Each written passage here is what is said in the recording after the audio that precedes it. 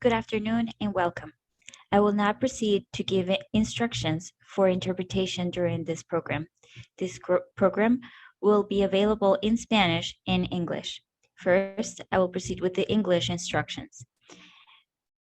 If in a few moments, you are going to see in the bottom of your screen a globe. Please click on the globe and it'll display an option of language interpretation. Click on that option. It'll display the options for Spanish and English. Click in English, and then you will have an option of muting the original audio. That way, you will only listen to the interpretation voice. Afterwards, please don't forget to click in Done. Now I will proceed to give instructions in Spanish. Bienvenidos. Voy a dar las instrucciones para que puedan escuchar este evento en el idioma español. En unos momentos van a ver en la parte baja de su pantalla un globo. Por favor, den clic en el globo y les va a salir la opción de interpretación de idiomas.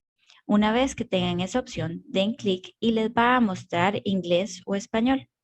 Por favor, den clic en español y al final no olviden dar clic en Done o Listo. Les va a salir adicionalmente una opción que es silenciar el audio original. De esa forma solo van a escuchar la voz de interpretación.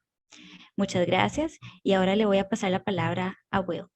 Will, you may go ahead and I'll give you the floor.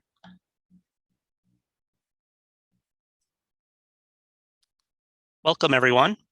I'm Will Hansen with the Newberry Library. Thank you for joining us for today's program, Women and the Revolutionary Age, or Las Mujeres y la Época Revolucionaria, with Zara Anas Hanslin, Sarah C. Chambers, and Patricia Galeana. We are grateful to the Universidad Nacional Autónoma de Mexico, Chicago, for co-sponsoring this program. The Newberry Library inspires and supports research, teaching, and learning in the humanities. Since our founding in 1887, the Newberry has remained dedicated to deepening our collective understanding of ourselves and the world around us. We connect researchers and visitors with our collection in the Newberry's reading rooms, exhibition galleries, program spaces, classrooms, and online digital resources. The Newberry's reading rooms and exhibition galleries are now open to readers with no appointment necessary, Tuesday through Saturday.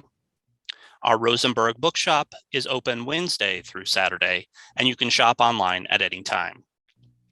Visit newberry.org to learn more about our collections and exhibitions, our many digital resources, online classes, and our virtual and in-person public programs. I also encourage you to follow the Newberry on social media for more opportunities to engage with our collections, our staff, and stories that bridge the past and present. Today's event is part of our project, Viva la Libertad, Forming More Perfect Unions Across the Americas, a series of free public programs taking place through next spring. These events bring together scholars, writers, artists, and community members to explore independence struggles across the Americas in the late 18th and early 19th centuries, and to reflect on their legacies today. Looking back on the age of revolutions 200 years ago in Latin America and the United States, Viva la Libertad examines how new countries emerged from colonial rule, who gained freedom and who was left behind, and why so many are still fighting for liberty, racial justice, and democracy. Viva la Libertad is being coordinated by the Newberry in partnership with the Universidad Nacional Autónoma de Mexico, Chicago, the National Museum of Mexican Art, the Institutos Justice and Leadership Academy, and Illinois Humanities. The project has been made possible in part by a major grant from the National Endowment for the Humanities. I will hand it over to Erica Erdely, academic coordinator at UNAM Chicago, who would like to say a few words. Buen día, bienvenidos todos a este evento. Soy Erica Erdely, secretaria académica en UNAM Chicago, y es para mí un gran privilegio el poder colaborar con The Newberry Library en este programa Viva la Libertad, que ha ocurrido ya durante varios meses con una gran cantidad de eventos, y pues el evento del día de hoy en particular nos honra contar con la presencia de una de las académicas más destacadas de nuestra universidad, la historiadora Patricia Galeana, quien el día de hoy pues, podrá entrar en diálogo con dos académicas de universidades en los Estados Unidos, con la intención de crear este diálogo entre las diferentes formas de entender la historia latinoamericana y americana en general desde México y desde los Estados Unidos. Con esta intención es que hemos colaborado con este programa y pues les damos la bienvenida. Adelante, Will, con la presentación de nuestros participantes. Muchísimas gracias. Thanks so much, Erica. During the program, please enter questions in the Q&A feature on Zoom or in the comments section if you are joining us on Facebook or YouTube. As time permits, our speakers will respond. Our speakers today are coming to you from across the Americas, the ancestral and present-day lands of thousands of indigenous peoples. Here in Chicago, we acknowledge that the Newberry Library sits on land that intersects with the Aboriginal homelands of several tribal nations: the Council of the Three Fires, the Potawatomi, Odawa, and Ojibwa nations, the Illinois Confederacy, the Peoria and Kaskaskia nations, and the Miamia, Wea, Takiwaki, and Meskwaki nations. The Ho-Chunk, Menominee, Kickapoo, and Mascoutin nations also call the region of Northeast Illinois home. Indigenous people continue to live in this area and celebrate their traditional teachings and lifeways. We are lucky to be joined today by three distinguished scholars to discuss how women played essential roles in the independence movements through the Western Hemisphere in the Age of Revolutions. It's my pleasure to introduce today's speakers. Dr. Zara Anashanslan is Associate Professor of History and Art History at the University of Delaware. She previously taught at CUNY and at Columbia, where she co-chaired the Columbia Seminar in Early American History and Culture from 2011 to 2016. Anashanslan received her PhD in the History of American Civilization at the University of Delaware in 2009, and has been awarded numerous fellowships and grants for her research. Her first book, Portrait of a Woman in Silk: Hidden Histories of the British Atlantic World, was the inaugural winner of the Library Company of Philadelphia's Biennial Book Prize in 2018, and a finalist for the 2017 Best First Book Prize from the Berkshire Conference of Women's Historians. Dr. Anashanslan has been a frequent guest on the Travel Channel show Mysteries at the Museum and served as material culture consult for Lin-Manuel Miranda's 2019 show, Hamilton, the Exhibition. You might have heard of that. Our second speaker will be Patricia Galeana, historian, researcher, and editor. Dr. Galeana holds a PhD in Latin American Studies from Universidad Nacional Autónoma de Mexico, where she is professor in the Faculty of Philosophy and Letters. She has written 15 books, including La Correspondencia entre Benito Juárez y Margarita Maza, co-authored or edited 34 other volumes, and written extensively for academic journals, as well as newspapers and magazines. Dr. Galeana is the curator, founder, and director of El Museo de la Mujer, the Museum of Woman, in Mexico City, and a member of the board of directors of the International Association of Women's Museums. In 2017, she was awarded the Grand Order Victory of the Republic decoration by the President of Mexico. Our third speaker will be Dr. Sarah C. Chambers, professor of history at the University of Minnesota. She explores political culture, citizenship, law, and gender during Spanish America's transition from colonialism to independence. In her most recent book, Families in War and Peace: Chile from Colony to Nation, she considers the intersections between family and politics in both rhetoric and practice, exploring how men's and women's experiences of the independence war was shaped by kin ties and ideas about family, as well as the ways in which the leaders of the new Chilean state attempted to reestablish social order, in part through policies aimed at reuniting and supporting families. Her current research examines the migrations spurred by the wars of independence in South America. And with that, I will hand things over to Dr. Anashanslan. Thank you very much, both for the kind introduction and for the invitation to be here. I'd like to thank the Newbery and the other sponsors for funding this program.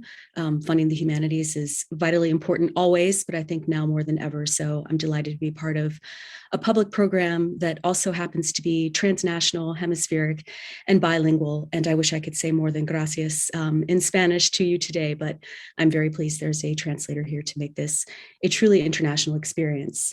I wanted to start with this slide, which is not very international at all, because one of the things that I'd like to do to situate my brief talk today is to talk about the geography of revolution, not just because this is obviously one of the things that we're gathered here today to do, to cross geographic, or more properly, I think, geopolitical boundaries, artificial boundaries placed upon the land, by ideas about what we should do in terms of history, whether we should attack it by the parameters of a nation state, geopolitical entities of other sorts, or whether in fact we should look at histories of things like revolutions in a much broader context, geographically speaking, whether that be hemispheric, transatlantic, or even global histories that transcend, go beyond the nation state and its boundaries. And I'd like to start by thinking for a moment of the meaning of that word America and American in the subject of my talk today, which is the so-called American Revolution. And I think as colleagues who study Latin America and Canada would rightly say, residents of the United States tend to co-opt this word American as if it refers solely to residents of the current United States. And so I think that's maybe one of the things that we could start with. I'm beginning my talk about the so-called American Revolution, very much aware that the word American is just as loaded with multiple meanings as the word revolution. So perhaps we can talk about that a bit in the Q&A. And so today what I'm going to be focusing on is unfamiliar territory, both literally and geographically, figuratively speaking, when I speak about the American Revolution. And I'm really going to focus on the transatlantic dimensions of this war, which is not very often discussed when it comes to the groups I'm going to focus on today, which are pro-American rebels or patriots, as they're often called. So then why am I starting with this map, which is very much not international, transatlantic, or hemispheric in any way, shape, or form? I'm starting with it to make a point. When you Google the phrase map of the American Revolution, this is what comes up. And this is from a reputable source. This is a National Geographic map, and it probably looks pretty familiar, right? It is discussing the battles and where they take place in the war that we call the American Revolution. And as you'll see, it's very much grounded on the East Coast of the United States. And I don't have to tell people who are from Chicago that this is a very minimalizing viewpoint of the current United States. It's also a woefully lacking way to conceive of the geographic parameters of the American Revolution. Even if you stick within the bounds of the continental United States as it's currently defined, if you go west to the Mississippi, there's a raid by Patriot James Willing, sort of ne'er-do-well drunkard that Thomas Jefferson sent on a raid up and down the Mississippi River to confiscate Loyalist property and kidnap enslaved people and sell them down the river in what was then Spanish-controlled New Orleans. But even if we think about the broader parameters of the war outside of the continental United States, certainly to the British and French forces, our allies, the French, who fought this war, what you don't see on this map, south of this map, namely the Caribbean and its very lucrative sugar islands, were of much more concern to them than what was happening in this small geographic entity that you see here. And then also, even further off the map, which will be my focus today, there's lots going on across the Atlantic. Now, it's often said that the American Revolution was the inspiration, the sort of tipping point for what would become this so-called Age of Atlantic Revolutions, revolutions that sprung up everywhere from France to Haiti to Mexico. Though if you ever want to hear the American Revolution downplayed for its importance, ask a historian of France where the Age of Atlantic Revolution started, and I will guarantee their answer won't be America, it will be France. But be that as it may, one of the things that I'm here today is to share a bit of my current research project, which argues that the American Revolution was not just the starting point of this age of Atlantic revolutions. It was an Atlantic revolution, properly speaking, in and of itself, a global civil war. In other words, this map gives us a woefully limited and inadequate sense of the geography of revolution. And this has had serious consequences over the years, not just in terms of the histories we tell about this era and its war and its aftermath, but also in terms of, I think, encouraging a certain nativism, a certain unwillingness to look beyond the geopolitical boundaries of the United States of America, and even more specifically, a bias towards the East Coast and its history as being of outsized importance and really privileged in the stories that we tell about the founding era of the United States. And last but not least, when you Google map of the American Revolution, I didn't Google battles, I Googled map of the American Revolution. What you come up with, though, is a map of the battles. And I think it's important to remember that revolutions are not just fought on battlefields. They're not just fought with weapons of war and the shedding of blood. They're fought in many other different ways. And what I'm going to look at today are some bios of interconnected people, mostly women, who all knew one another during the Revolutionary era, who all fought on behalf of the American Revolution and the Patriots, and did so not in this map and not on those battlefields, but across the Atlantic, in London itself, under the very nose of King George III. So if we go to the next slide, I'm going to start by talking, though, about a loyalist woman. Because when you don't look at rebels against the king, or patriots as they've been called since by certain people, this is an obvious fact. Historians have done wonderful work chronicling the diaspora of loyalists, Black and Indigenous people, enslaved and free, women as well as men, who chose not to side with the American rebels in the American Revolution, either because they were loyalists to the crown or just did not side with the United States and its politics. This woman is one of those. And it's easy to comprehend the loyalists as part of this global civil war, because many of them end up leaving the geographic confines of the continental United States. Certainly this woman did. This is Christian Barnes of Marlborough, Massachusetts, wife of merchant Henry Barnes. And this portrait is in the collections of the Hingham Historical Society in Massachusetts. Now, if you look closely at it, you'll see it has a very unsightly tear in it. This is not a bad conservation job. This is a bayonet through the heart of the portrait, very deliberately done by patriots who, after a series of unfortunate events targeting the loyalist Barneses for their politics, including the tarring and feathering of a horse, and holding Christian sort of hostage to make them dinner and host them at gunpoint in her own home, the Barneses fled Massachusetts much earlier than most loyalists did in 1775. And their portraits, when their house was confiscated and overrun by patriots, were symbolically skewered through the heart, and the house itself given over to the use of patriots Henry and Lucy Knox. Now, the Barneses fled, like many loyalists, to Canada and then to England, where they stayed till their deaths, impoverished and bitter about their circumstances. But what I'd like to talk about is that there's a whole history of transatlantic patriots, as well as these loyalists like Christian Barnes, whose stories we know better, and that they are oftentimes women or Black people, minority actors who, by the nature of their identity as minorities, are excluded from traditional roles of political or military power in the revolution. And often these idiosyncratic rebels were much more cosmopolitan than the traditional leaders, men like George Washington or Thomas Jefferson, two people who'd never left North America before the war began, right? Other than Washington's brief trip to Bermuda. And that women and minority figures like these patriots who experienced this transatlantic American Revolution weren't just confined to the East Coast, and they didn't just fight with guns and words. They had rebellious ideologies that were forged under the nose of King George in London itself. And they were people who didn't use muskets, rather they used gossip and espionage and wax museums and art, like the man who painted this portrait himself, to express their politics. So the man who painted this portrait, if I could have the next slide, please, is a man called Prince Dima, the first identifiable enslaved portrait painter in what became the United States of America, and a truly cosmopolitan person who crossed the Atlantic more than once. And he was indelibly shaped by the women in his life, women like Christian Barnes, who held him in bondage along with his mother, Daphne, a woman who was born in Africa and stolen from there and sold to the ownership of the Barneses in Boston. And he and his mother, Daphne, lived with the Barnes family for all of Daphne's life until they fled from England. She stayed behind. And for the first part of Prince Dima's life, he was sold away from his mother by the Barnes family as a very small child, and then purchased back because Daphne really worked on the Barneses to do so. She wanted to be reunited with her son. And Christian Barnes saw some talent in him as a portrait painter.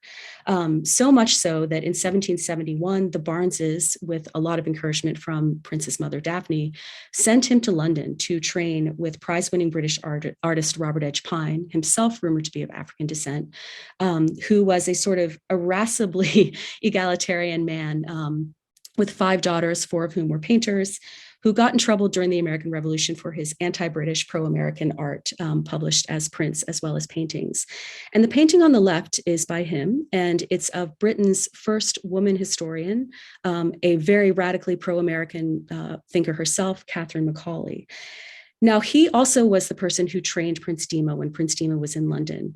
And Prince Dima, among other things, historians, not just me, but others as well, think painted this portrait of his fellow enslaved Bostonian, creative, brilliant thinker, Phillis Wheatley. And Phillis Wheatley ended up going to London as well the year after Prince Dima was there, because like Prince Dima, she could not get support for her artistry in Boston. Christian Barnes asked Prince Dima if he would train, asked John Singleton Copley rather if he would train Prince Dima, and Copley said no because of his race. And similarly, Phillis Wheatley could not get her poems published in London, in Boston, but could get them published in London because of her race.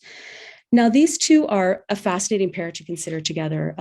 Prince Dima, who was trained by the man who painted that portrait of Catherine Macaulay on the left, and Phillis Wheatley, because when you think about them in tandem, it really highlights, I think, these two people who are patriots eventually in the American Revolution. Phillis Wheatley publishes patriotic poems, has a meeting with George Washington. Prince Dima, like his mother, stays behind when the Barneses flee Massachusetts for England, and enlists and actually fights in a Massachusetts regiment where Paul Revere is the second in command for the Patriots before sadly dying before the war is done. But both Wheatley and Dima couldn't get support for their creative artistry, even though it's patriotic in Boston itself. They have to go to London to get the outlet that they need. And London in some ways would have been a much better place for them, but they do go back to America, both of them, largely because of personal ties.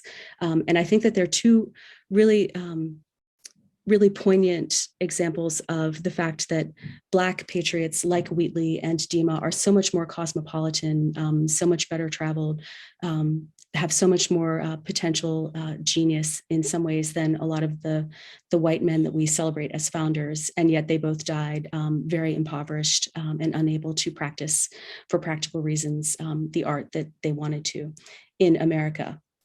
So the last transatlantic patriotic woman I'd like to talk about today, if I could have the next slide, please, is a woman who was part of these overlapping circles in London that Prince Dima, Phillis Wheatley, and Robert Edge Pine all populated.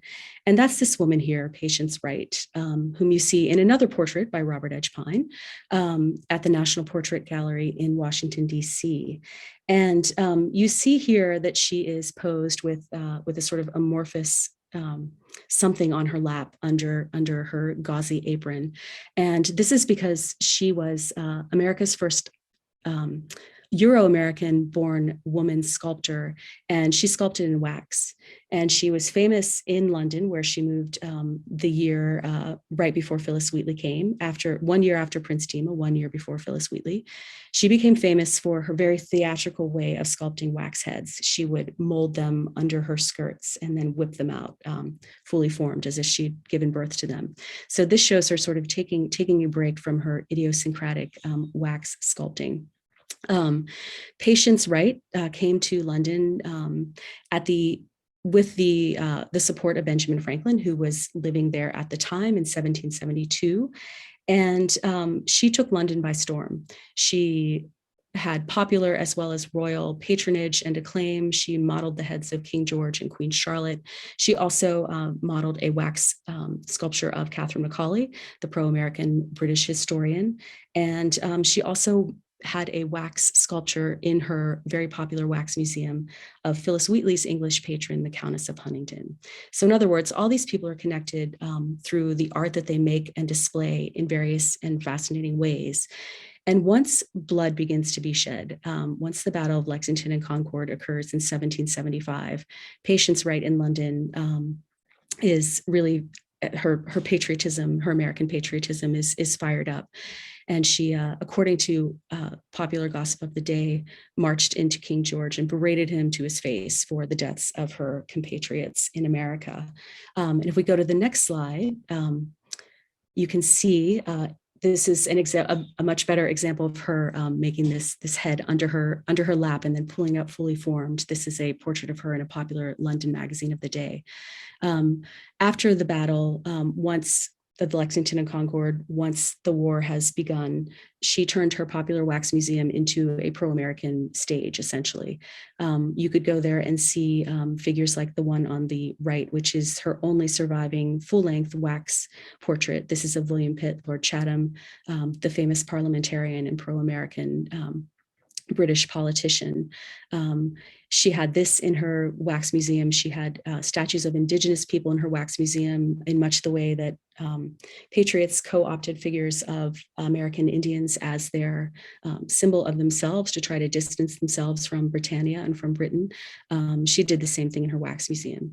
She also used wax in other ways. And if you look at the image on the left, one of the things that she did was, before she put these heads onto their wooden bodies, and in some cases she never did, she sometimes would ship them across the Atlantic to her sister Rachel Wells, who operated a wax museum in Philadelphia. And she would hide notes in them because she practiced espionage during the war, very ineffectual espionage, I should note, because often her letters to American leaders like Benjamin Franklin, who by then was in Paris, were intercepted by British officials and allowed to go on because the information in them was terrible. But nevertheless, she did attempt to maximize this, her position at the center of London society and politics, to spy for the American cause. And perhaps more effectually, the other thing that she did was she agitated throughout the war on behalf of the many hundreds of American prisoners of war who spent the prison in every place from the Tower of London to Newgate Prison to terrible prisons in Plymouth in England. And these, again, are patriots, including the second and third husbands of Betsy Ross and Patience Wright's own son-in-law, who spent their time as patriots languishing in England. So both these unwilling patriots had this transatlantic history to be told, and the willing patriots like Patience Wright, who spend the war in London itself, really give us a much broader concept of the geography of patriotism. And so one of the things that happens here is that these people are not given their due either during their time or in the histories that we tell since. When Patience Wright died, she was hoping to raise enough money to go back to America. She wanted to be the sort of wax modeler to the early Republican stars. She wanted to put together a wax museum with Thomas Jefferson and George Washington and all the founding father noteworthies. She died before she could do this, but she wanted her body to be sent back to America in that instance. And her sister, the other wax sculptor in the family, petitioned based on her sister's espionage activity, to be allowed to do this. And her petition was denied. Her sister had her own petition for money in which she said, and I think this is a wonderfully poignant quote about women in the American Revolution, she had done as much to carry on the war as many that sit now at the helm of government. And yet her petition was unsuccessful. And I think this is because neither sister fit official ideas about which types of patriots the young nation wanted to honor. Neither fit the parameters of a patriotic sacrifice that has been defined largely at the time period and since as government or military service. I think it's worth mentioning that some of the women who were granted pensions for military service during the war, for service during the war rather, were either the widows of soldiers or famously Deborah Sampson, who disguised herself as a man in order, they did get a pension. So what is the big takeaway here after this brief look at some of these transatlantic women of the American Revolution and some transatlantic patriots in whose lives women had outsized importance, like Prince Dima? I think that it really complicates the who, the where, and the how of the American Revolution. Because when most people think of American patriots, they still picture a white man writing a political pamphlet or leading a battle charge within the continental United States on that map that I showed you at the start. And this is despite a slew of wonderful recent scholarship complicating this era and its stories. But the fascinating truth is that there was this whole cast of noteworthy patriots who learned radical ideas and practiced rebellion in the very heart of the monarchy in London itself. And often to their ironic advantage, they could do so because they were minority figures like Patience Wright, like Prince Dima, women and Black people, often creative people who declared their independence with paint, canvas, wax, and wit.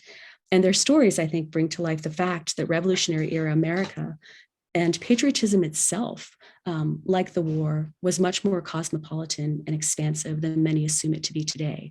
And what might we not think of patriotism and who's allowed to participate in it if we were to revise our notions of it and see it as the truly transatlantic, transcending geopolitical boundaries, cosmopolitan, minority inclusive event that it was during the time itself.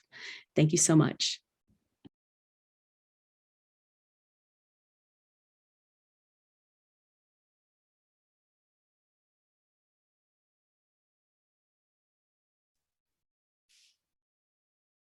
Thanks so much, Dr. Anasazlan. Dr. Galeana, would you like to go? Sí, muchas gracias. Me da mucho gusto pues participar en este ciclo de las mujeres y la época revolucionaria y voy a compartir con ustedes una presentación. En primer lugar, quiero agradecer a mi universidad, la Universidad Nacional Autónoma de México y su sede en Chicago, por esta invitación, así como a la Newberry Library de Chicago. Y yo voy a hablar de las mujeres insurgentes, que fueron las que participaron en el proceso de la independencia de México. De hecho, las mujeres han participado en todo el proceso de la construcción de todos los países del mundo. Pero por mucho tiempo la historia de las mujeres no fue referida. Las mujeres no eran sujetos de la historia. Fue gracias al feminismo que empezó a estudiarse la historia de las mujeres, puesto que primero se estudió la historia política y como las mujeres no tenían el poder, pues solo ocasionalmente, cuando no había una sucesión masculina, pues llegaron al poder algunas reinas desde la historia europea y después viene la historia económica, cuando se empieza a estudiar a las trabajadoras, la historia social y cultural, y entonces se rescata el quehacer histórico de las mujeres. Y quise empezar mi presentación con este cuadro de Ángel Bolívar, que se encuentra en el Museo de la Mujer, en donde en los 60, cuando empieza la segunda ola del feminismo, Ángel Bolívar quiso reflejar la participación de las mujeres en todas las etapas de la historia de México, desde la época colonial con Sor Juana Inés de la Cruz, en la independencia con Josefa Ortiz y Leona Vicario, en la revolución con las soldaderas y también el trabajo de las mujeres campesinas. El movimiento de independencia de México, como veremos en esta lámina, es un movimiento popular que, a diferencia de otros movimientos independentistas, fue encabezado en sus inicios por un cura de pueblo de la parroquia de Dolores, que era un cura heterodoxo, un cura que participaba de las ideas ilustradas francesas, conocía el proceso de la Revolución Francesa, también de la independencia en Estados Unidos, y este cura va con la red de miembros del bajo clero a desatar un movimiento popular en el que se da la participación de toda la población en general. No nada más se dan grandes batallas entre ejércitos formales, sino que él sale Hidalgo de Dolores con una docena de hombres, y cuando llega a Celaya, que es una población muy cercana, ya lo siguen 40,000 personas, obviamente entre hombres y mujeres. Aquí tenemos un collage hecho por la fotógrafa Lara Baca, que va a tomar el mural de Juan O'Gorman sobre la independencia y va a poner todas las caras de mujeres que le es posible para demostrar en este collage que las mujeres participaron activamente y que solamente algunas fueron recogidas por la historia. La historia de la independencia de México, para decirlo muy brevemente, es muy larga. Tiene su antecedente en la crisis de la monarquía española de 1808. Va a tener un movimiento armado de 11 años, de 1810 a 1821. Justo el día de ayer se cumplieron 200 años de que concluyó el movimiento armado, y después vinieron 15 años más de negociación diplomática en los que el Imperio Español primero permaneció en un islote cerca del puerto de Veracruz, en el Golfo de México, hasta 1825, y también tuvo un intento fallido de reconquista en 1829 y finalmente reconoce la independencia de México hasta 1836. Cabe destacar que por estas características particulares, el movimiento de independencia de México va a tener como principal divisa desde su inicio la abolición de la esclavitud, que se va a dar en 1810.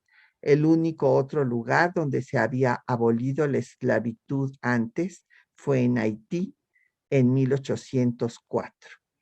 Y esto va a hacer que los antiguos esclavos y esclavas, las castas, todos los grupos indígenas se sumen al movimiento de independencia, que, como quiero hacer énfasis, es un movimiento popular, es una revolución popular.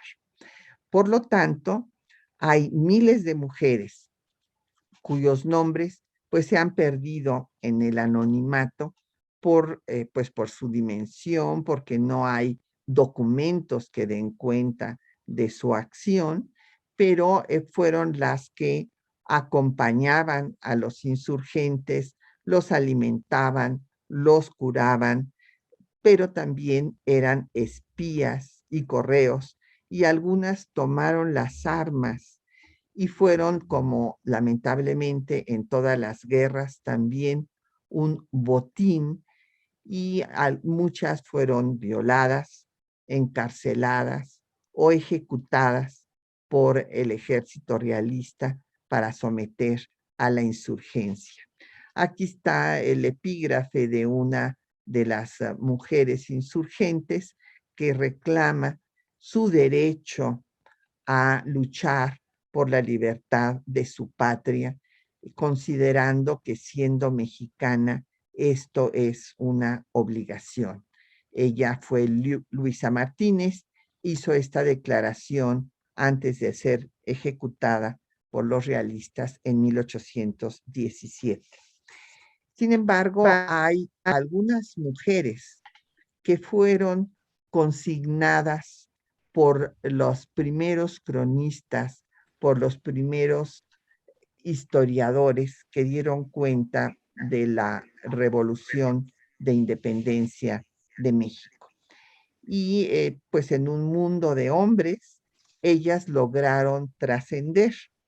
Entre estos nombres destacan Josefa Ortiz, Leona Vicario, Mariana Rodríguez del Toro, Gertrudis Bocanegra o María Ignacia Rodríguez de Velasco Osorio y Barba, mejor conocida como la Güera Rodríguez.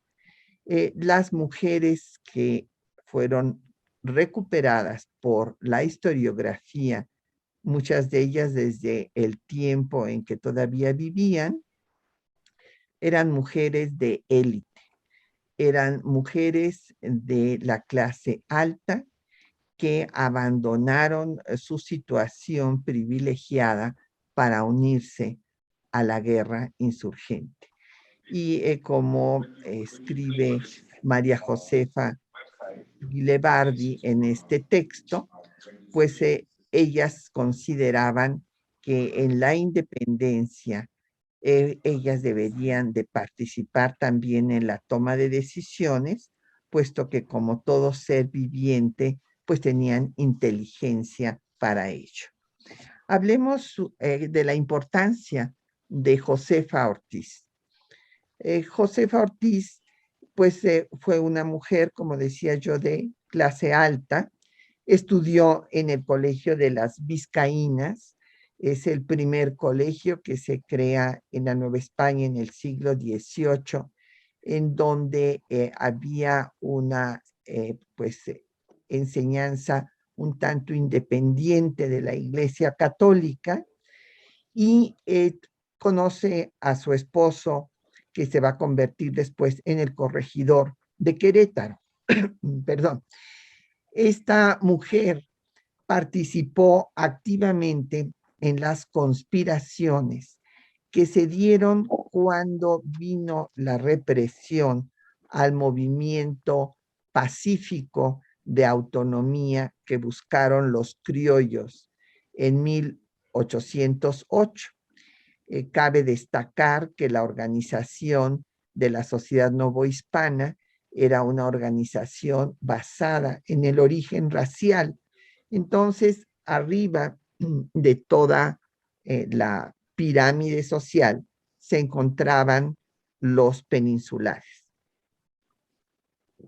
En los cargos más importantes, el virrey, los miembros de la audiencia, que eran los encargados de impartir justicia, pues justamente venían desde España.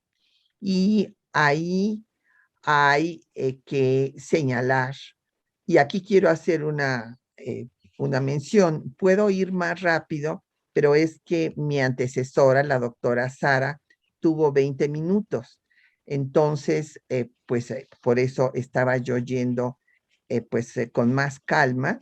Esto se lo digo a Will porque me acaba de poner un mensaje en el que me dice que yo vaya más rápido, pero pues estoy tomando el tiempo que se le dio a la doctora Sara, que me antecedió, porque creía yo que los tiempos iban a ser iguales para todas las participantes y que no iba a haber algunas que tuvieran más tiempo y otras menos tiempo.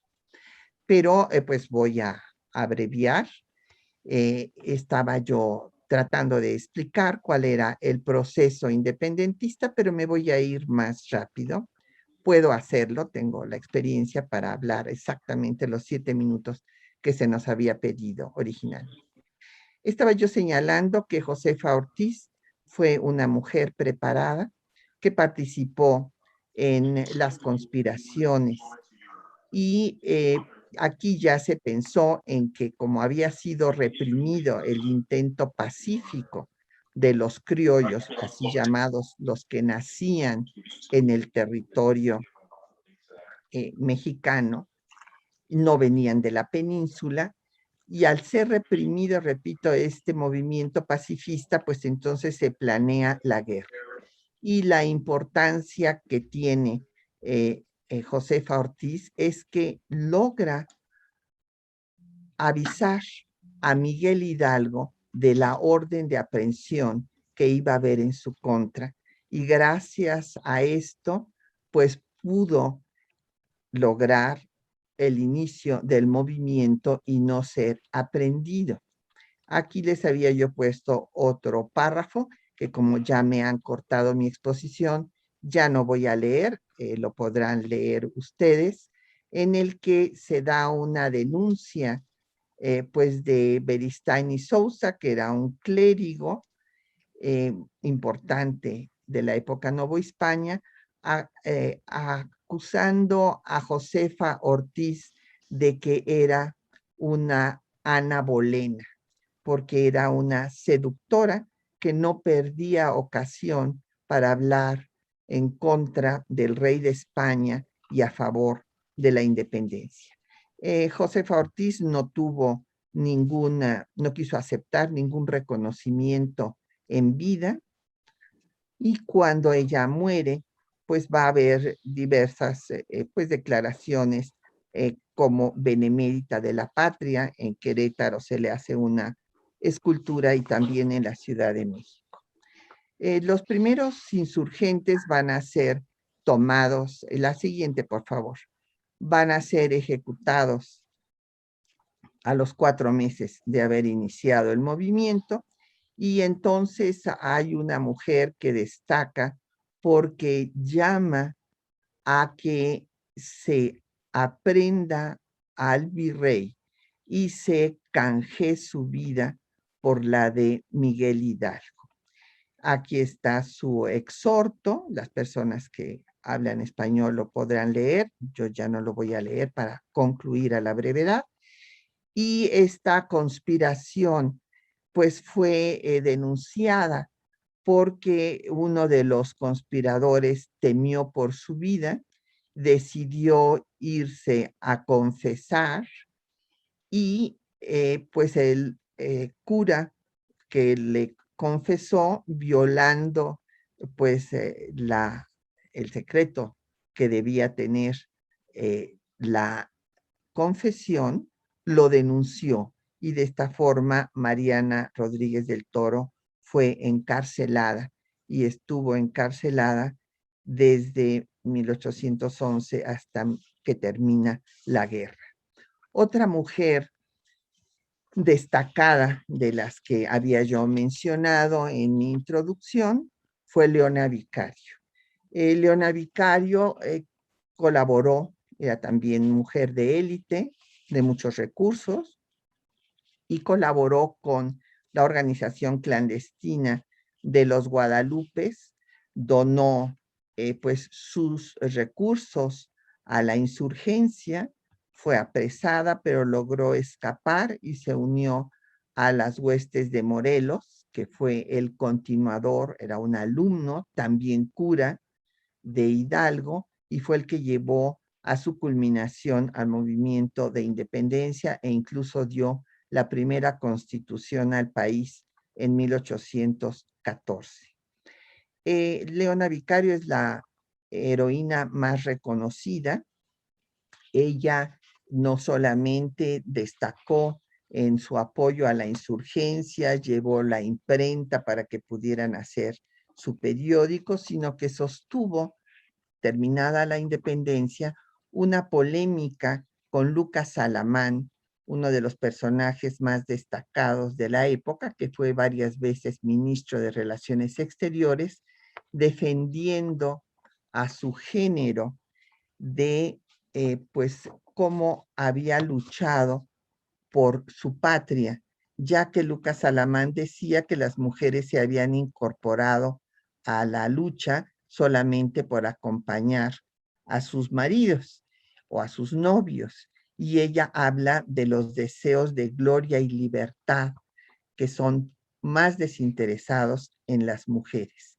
Ella ha sido reconocida como madre de la patria y sus restos están depositados en la columna de la independencia. Otra mujer, y ya prácticamente voy a terminar, Will, para que no te preocupes, fue la Güera Rodríguez, que ha sido muy discutida últimamente porque según una investigación que se acaba de publicar, no hay documentos que prueben su participación en el movimiento independentista. Sin embargo, pues nos parece suficiente prueba que fuera llamada por la Inquisición para responder a cargos que se le hacía por estar conspirando contra el gobierno. Después ella fue el enlace entre Agustín de Iturbide, que es el militar criollo que va a negociar el fin de la guerra, y por esto es que también está recogida en las diversas historias sobre la independencia de México. Para concluir, en la siguiente página, quisiera yo nada más señalar que hay muchísimas mujeres que ofrendaron su vida por la independencia. Entre ellas se puede mencionar a Gertrudis Bocanegra y tantas otras que fueron ejecutadas por negarse a delatar a sus compañeros de lucha. Lamentablemente, consumada la independencia, la vida de las mujeres no cambió sustancialmente cuando concluyó la independencia, sino que fue hasta la reforma liberal de mediados del siglo XIX cuando se liquidaron las supervivencias del viejo régimen colonial y la mujer empezó a estudiar las mismas materias que estudiaban los hombres y no nada más la educación religiosa de rezos y del catecismo que memorizaban, sino que al triunfo de la reforma liberal se va a crear las escuelas mixtas, después la escuela secundaria para mujeres, y de ahí empezarán a llegar a la universidad a finales del siglo XIX y después encabezarán pues movimientos en la lucha por la Revolución Social de 1910 y por el sufragio y todos los derechos de las mujeres. Muchísimas gracias por su atención.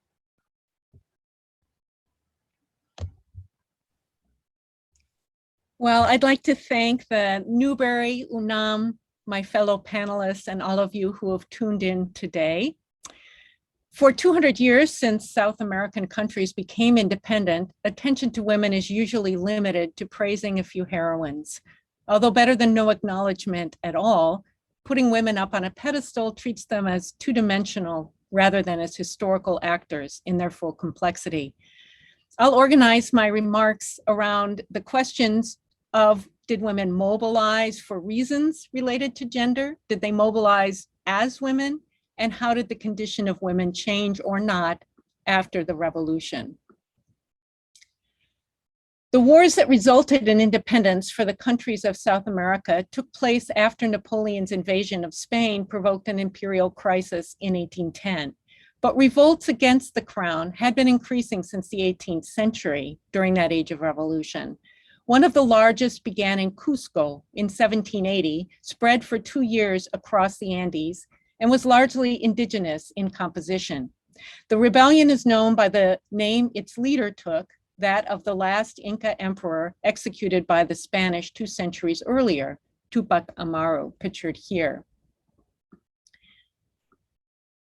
A recent book, however, consistently attributes leadership to both Tupac Amaru and his wife, Micaela Bastidas. Bastidas became a leader because she shared that movement's goals of lifting colonial burdens of taxation and forced labor from the indigenous population, so not for reasons related to her gender. Her leadership role was rooted in complementary gender relations within indigenous society. She took particular responsibility for provisioning the troops and gathering intelligence, but also recruited allies, threatened adversaries, and gave advice on military strategy. According to one witness held prisoner in the rebel camp, quote, "I saw more rebelliousness in Micaela to the point that she was to be feared more than her husband," end quote. Spanish authorities similarly recognized her critical role. and when they were victorious, meted out similarly gruesome executions to both Tupac Amaru and Bastidas. Next slide, please. The Andes were not completely isolated from events in the Atlantic world, as referenced by the first panelist, but this rebellion emerged principally out of local conditions and took the unique form of a neo-Inca revival. And these are some of the books and portraits of that time period. Next slide. On the Atlantic side of the continent, the examples of the US, French, and Haitian revolutions did have greater impact and spurred several revolts among the enslaved population beginning in the late 18th century. Research on the roles of women in such movements has been scarce and the sources are limited. Nonetheless, reports of Black queens suggest that women who voted and held positions of authority in African descent associations known as nations were active in these revolts. Like indigenous rebels, they would have been fighting for the same reason as men, for freedom from enslavement. Indigenous and African descent women and men would continue to participate in the wars of independence that began in 1810. But the leaders of these movements were largely men from the Spanish settler elite. Next slide, please. One of the most famous was Simón Bolívar, who rose to head armies that not only liberated his native Venezuela, but extended the fight across the continent. As was true of most revolutionary leaders across the Americas in this era, Bolívar did not imagine that women might become full-fledged citizens in these new republics. Nevertheless, he valued their contributions to the cause. His romantic partner and political ally, Manuela Sáenz, on the next slide, is often depicted only in relationship to Bolívar, somewhat like Leona Victoria protesting that we weren't just girlfriends and wives, right? But she had become active in the cause before meeting him, against the wishes of her husband, an English merchant, and she continued her involvement after his death.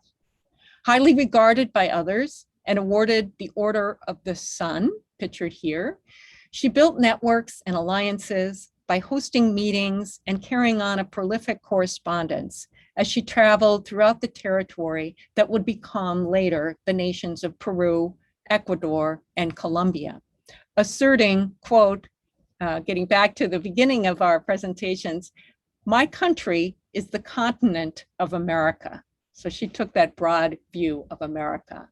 Next slide, please.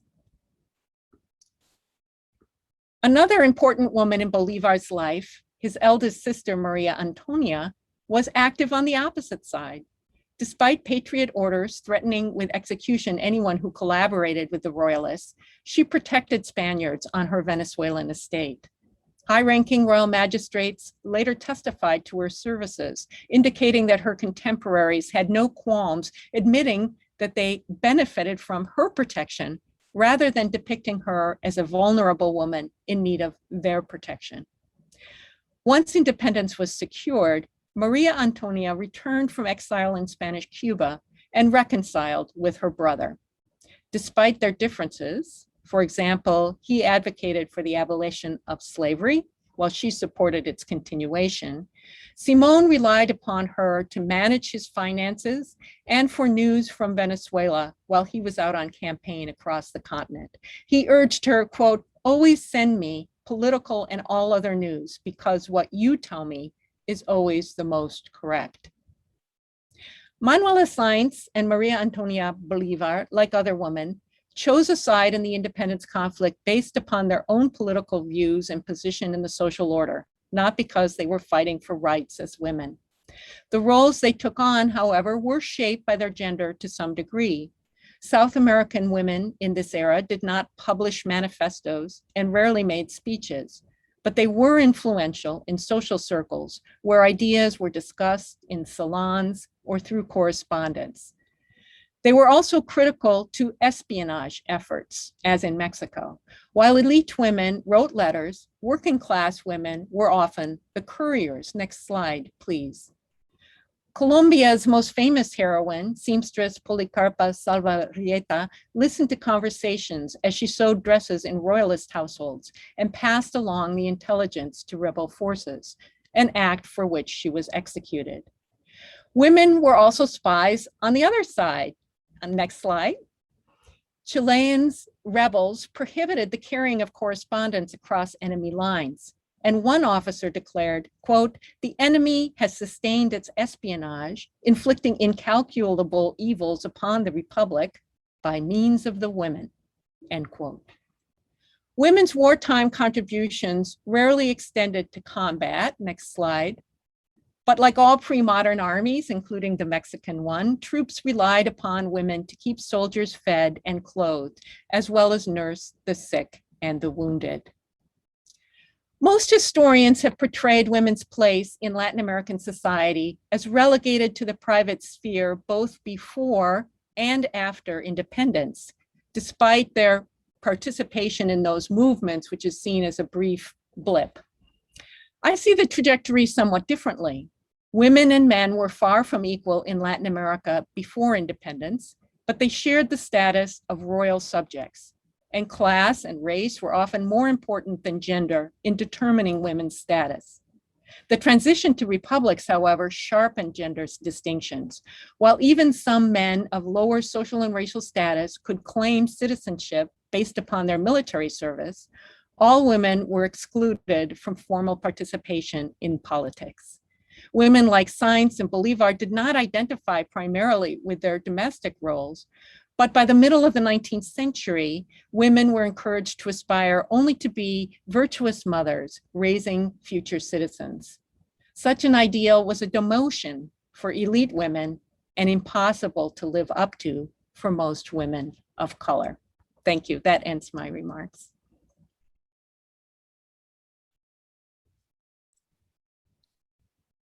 Thank you, Dr. Chambers. And thanks to Dr. Anas-Hanslin and Dr. Galeana for your presentations as well. We had three very rich presentations to draw upon here. And I'm afraid we're out of time for questions and answers, but I hope the attendees will join me in thanking our three presenters. There's so much to talk about with this topic that there's never enough time. So thanks again to Doctors Anas-Hanslin, Chambers, and Galeana. And again, our special thanks to UNAM Chicago and to the National Endowment for the Humanities for sponsoring this program. And of course, thanks to all of you for joining us today. A recording of this program will be available on the Newberry's YouTube channel in a few days. Newberry programs remain free and open to the public thanks to the generosity of our donors. During this critical time, we need your support of our entire community. So please support the Newberry Library by making a gift today. You can do so online at newberry.org/give. And you can see that address here. We look forward to welcoming visitors back to events at the Newberry for some public programs in the fall. In the meantime, please join us for our next virtual program, this year's Darcy McNichol Distinguished Lecture Series with Deborah McGregor, who will speak on storytelling, climate justice, and self-determined Indigenous futures. This event will take place on Thursday, October 7th at 6 p.m. Central Time. And the next Newberry in-person program will be Through the Flames and Beyond, commemorating the 150th anniversary of the Great Chicago Fire on Friday, October 8th, 2021, from 6:30 to 7:15 p.m. on the front steps of the Newberry Library. That will be an outdoor program. So you can register for these and other programs on our website, www.newberry.org. Thank you.